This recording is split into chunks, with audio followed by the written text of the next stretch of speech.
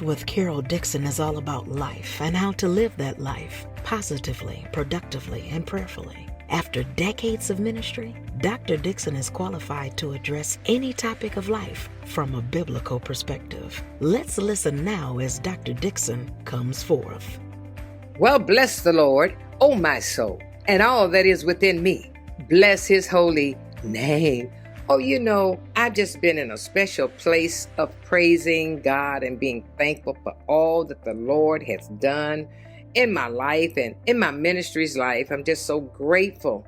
And when you get that way, that's what you begin to think about. And when you start letting your thoughts be set in heavenly places, do you know it'll control your life? And that's what I want to talk with you about today. Your thoughts control your life. Proverbs 4:23 in the Good News Translation says, "Be careful how you think. Your life is shaped by your thoughts." God is far more interested in changing your mind than changing your circumstances.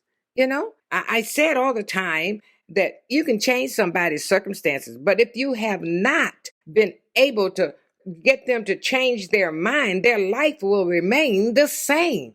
Why? This is the very reason right here. Your life is shaped by your thoughts. Many times you can want God to take away all your problems and your pain, your sorrow, your suffering, all of the sickness and the sadness. But God wants to work on you first. Yeah, because transformation won't happen in your life until you renew your mind, until your thoughts begin to change.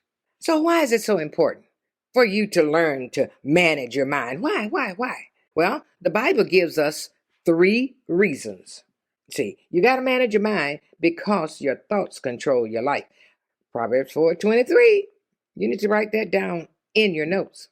Your thoughts have tremendous ability to shape your life in positive or negative ways. For example, maybe you accepted a thought someone told you when you were growing up.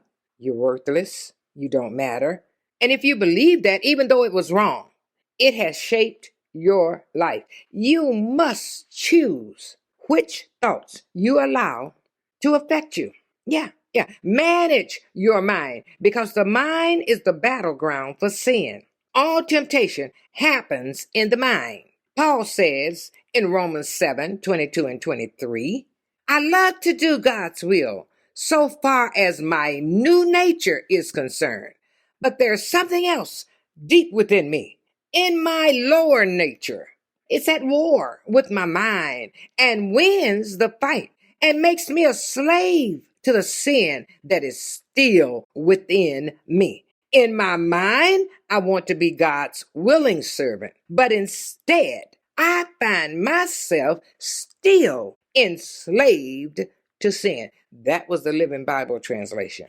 One reason that you can get mentally fatigued is because there's a battle going on in your mind. You ever notice how you feel when you get through, oh my God, moving forward in something that you designed, wanted to, planned on doing, and it was just a fight all the way, all kind of situations, all kind of conflict, all kind of the unexpected popping up suddenly. Oh, you'd be so tired from the battle in your mind. And even though you think you've gone to sleep, let me tell you why you wake up tired. It's because it never stops. The battle in your mind is 24 hours a day. It's debilitating because it's intense, and it's intense because your mind is your greatest asset. Satan wants your greatest asset, okay? Manage your mind because it's the key to peace and happiness. An unmanaged mind leads to tension. A managed mind leads to tranquility. An unmanaged mind, listen, leads to conflict. A managed mind leads to confidence. So, when you don't try to control your mind and direct your thoughts, you will experience an enormous amount of stress in your life. But a managed mind leads to strength, security, and serenity. Say that with me. Strength, security, and serenity. That's what a managed mind leads to. Romans 8, verse 6, New Living Translation. Letting your sinful nature control your mind leads to death, but letting the Spirit, capital S, control your mind leads to life and peace. Isn't that good? That's real good. Oh, yes. So, when your circumstances are out of your control, take the time, manage your mind, ask God for his help, and you'll find that you can find peace and happiness despite the tough times. I am Carol Dixon, and this is Dash. We know you have been inspired. Your faith has been built, giving you a new perspective. Tell someone about Dash with Carol Dixon podcast. Someone you know needs to tune in. We're always on 24/7. Spread the word, won't you? We're helping you and many others with a positive, productive, and prayerful word. Thank you for joining us today. Take a moment now to leave a rating, review, and subscribe to our podcast app. On behalf of the entire team, thanks for listening to Dash with Carol Dixon.